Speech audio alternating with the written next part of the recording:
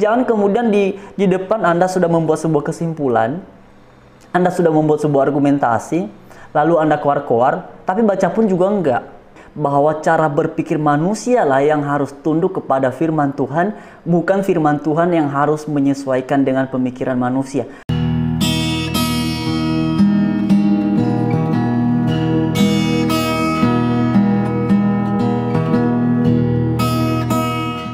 Shalom saudaraku, damai sejahtera Tuhan beserta dengan kalian semua. Dan dalam bagian ini, sebelum kita menanggapi dua cuplikan video, mari terlebih dahulu kita baca Alkitab kita sebagaimana semua teman-teman bisa memperhatikan di screen. Terdapat di dalam kitab Matius pasal yang kelima, ayatnya yang ke-44, begini firman Tuhan.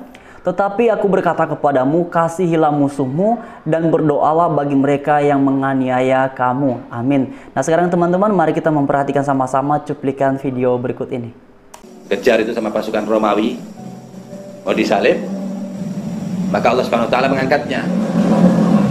Terus pimpinan orang yang mudak itu, yang nyari Nabi Isa itu tadinya anak buahnya, tadinya muridnya Nabi Isa, tadinya Hawari Nabi Musa, Yana di Bani Israel ini, namanya Yudas. Nah teman-teman, demikianlah yang pernah disampaikan oleh Ustadz Al-Atos. Dan sebenarnya yang membahas berkaitan topik ini bukan hanya beliau. Kalau teman-teman men-searching di YouTube, teman-teman akan menemukan bahkan beberapa mualaf yang lain pun juga membahas topik yang serupa. Nah sekarang teman-teman, mari kita perhatikan sama-sama berkaitan dengan tanggapan yang relevan dari Romo Abba dalam cuplikan video berikut. Dan saya perlu memberitahukan, sekalipun saya tidak beragama Katolik, karena saya adalah Kristen Protestan, tetapi saya yakin kita semua adalah satu di dalam Tuhan Yesus. Sekarang teman-teman, mari kita dengarkan sama-sama mengenai tanggapan dari Romo Abba dalam cuplikan video berikut ini. Saudara-saudaraku terkasih, ada begitu banyak komentar yang bermunculan dalam beberapa postingan di channel YouTube saya yang mengungkapkan tentang ketidaksetujuan bahwa Yesus itu mati di atas kayu salib. Saya ingin mengungkapkan beberapa hal yang mungkin baik untuk kita ketahui bersama. Yang pertama adalah, sudah sangat jelas bahwa sistem kepercayaan dalam kekatolikan itu berbeda dengan agama-agama yang lain. Sudah sangat jelas pula sumber dan dasar iman kita itu berbeda. Bagi saudara-saudara kita yang Muslim, mereka mengakui bahwa Yesus itu atau Nabi Isa tidak mati di atas kayu salib. Kisah seperti ini juga beredar luas dalam kalangan kekristenan perdana. Namun, dari sebuah buku yang justru ditolak kebenarannya oleh gereja perdana atau oleh komunitas beriman Kristen pada awal perkembangan. Mengapa ditolak? Sebab tulisan itu muncul jauh sesudah peristiwa kematian dan kebangkitan Yesus. Usia sebuah tulisan itu menentukan kebenaran isi tulisan itu sendiri. Semakin tua tulisan itu semakin mendekati fakta dari apa yang dikisahkannya. Ada begitu banyak kisah-kisah yang bermunculan seputar Yesus. Misalnya, Yesus itu tidak mati di kayu salib, tetapi Yudas yang menggantikan. Ada juga kisah mengenai Yesus yang sejak bayi sudah bisa berbicara, sudah bisa berkata-kata selayaknya orang dewasa. Ada juga kisah tentang Yesus yang masih kanak-kanak, bermain tanah liat lalu membuat sebuah patung, burung menyerupai burung, lalu menghembuskan nafas di situ, meniupnya dan jadilah burung hidup. Ada banyak sekali kisah-kisah seperti ini yang bermunculan. Tetapi oleh gereja Katolik, oleh komunitas perdana, itu semua tidak diakui sebagai sumber iman tentang Yesus. Gereja Katolik mengakui 4 Injil yang menceritakan khusus tentang pribadi Kristus atau Yesus. Injil Matius, Markus, Lukas, dan Yohanes. Ketika muncul kisah tentang Yesus di luar ke-4 Injil ini, maka kisah-kisah itu tidak bisa diterima sebagai sumber kebenaran untuk mengimani Yesus. Hal kedua yang ingin saya katakan adalah, ada juga orang yang berupaya untuk menggunakan ayat-ayat kitab suci perjanjian baru yang kita miliki sekarang sebagai dalil atau sebagai dasar pembuktian bahwa memang benar Yesus itu tidak mati di kayu salib melainkan Yudas Iskariot. Saya ingin menjelaskan beberapa hal ini. Gereja Katolik dalam membaca kitab suci itu tidak seperti anak SD yang lompat sana lompat sini, yang mengeja-eja.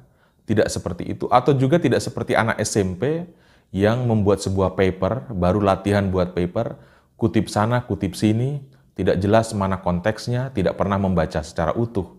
Cara gereja Katolik membaca kitab suci itu layaknya seorang yang terpelajar. Membaca dulu kata pengantar, mengerti daftar isinya, lalu kemudian membaca secara utuh keseluruhannya. Seorang pembaca Alkitab yang benar adalah Dia merumuskan sebuah pernyataan setelah membaca utuh bagian tertentu dari Alkitab itu.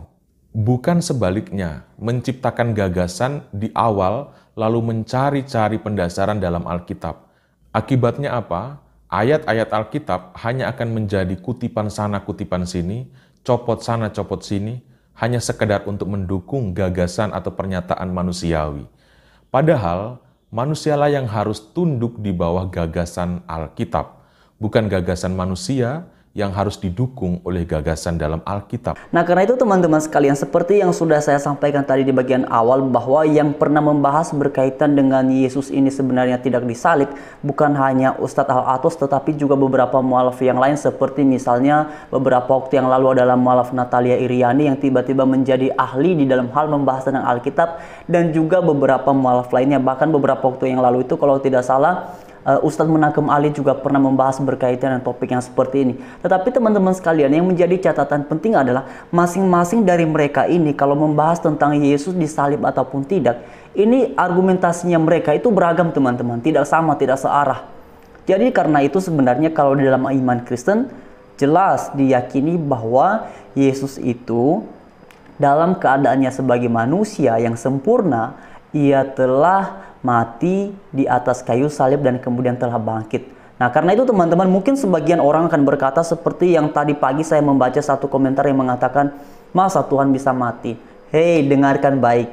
Di dalam iman Kristen diyakini bahwa Yesus adalah Allah yang menjadi manusia, dan karena itulah ia sempurna dalam kealahannya, tetapi ia juga sempurna dalam keadaannya sebagai manusia. Karena itulah Alkitab mencatat bahwa ia mati dalam keadaannya sebagai manusia. Teman-teman bisa membaca ini kemudian dalam 1 Petrus pasal 3 ayatnya yang ke-18, dan juga dalam kitab Roma pasal 5 ayatnya yang ke-8, dan beberapa kitab suci lainnya yang menjelaskan bahwa Yesus mati dalam keadaannya sebagai manusia.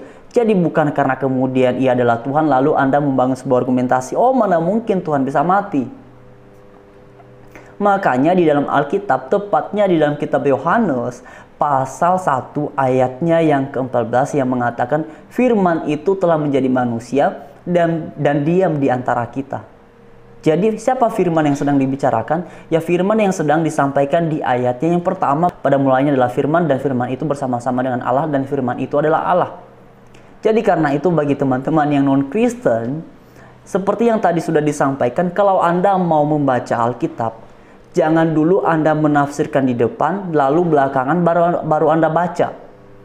Jadi Anda baca dulu dengan baik, pahami dulu secara utuh sesuai dengan maksud dari nas itu, barulah kemudian dari situ Anda membuat penafsiran, tetapi dengan catatan penafsiran Anda haruslah sesuai dengan yang dimaksudkan oleh nas yang Anda baca. Ya. Dan ini juga kepada para mualaf yang khususnya saya sampaikan kepada Natalia Iriani, karena beberapa waktu terakhir ini yang saya perhatikan beliau yang terakhir membahas berkaitan dengan apakah Yesus itu benaran disalib ataukah tidak. Bahkan kemudian ia menggunakan beberapa ayat, salah satunya adalah di dalam Kisah Para Rasul. Nah karena itu teman-teman sekalian, sebenarnya kalau kita mempelajari Alkitab dari kitab Matius sampai kepada kitab Wahyu, khusus Perjanjian Baru, atau misalnya kalau kita membahasnya berdasarkan kitab Injil, Matius, Markus, Lukas, dan juga Yohanes, di situ sangat jelas bahwa Yesus itu disalib. Bahkan para sejarawan di abad-abad pertama sampai ke abad kedua juga sepakat bahwa Yesus itu disalib dalam keadaannya sebagai manusia.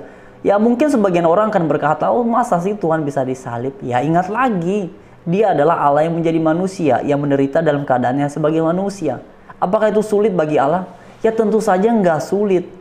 Kalau ada manusia yang berkata bahwa itu adalah sesuatu yang sangat sulit, itu dari sudut pandang manusia, tetapi dari sudut pandangnya Allah, itu sesuatu yang mungkin.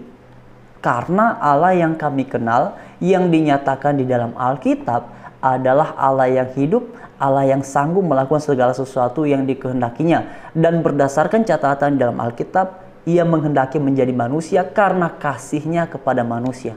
Jadi sekian saudaraku pembahasan dalam bagian ini. Saya berharap ini memberikan kita edukasi yang baik, dan pada akhirnya Tuhan Yesus memberkati kita semua. Haleluya. Shalom.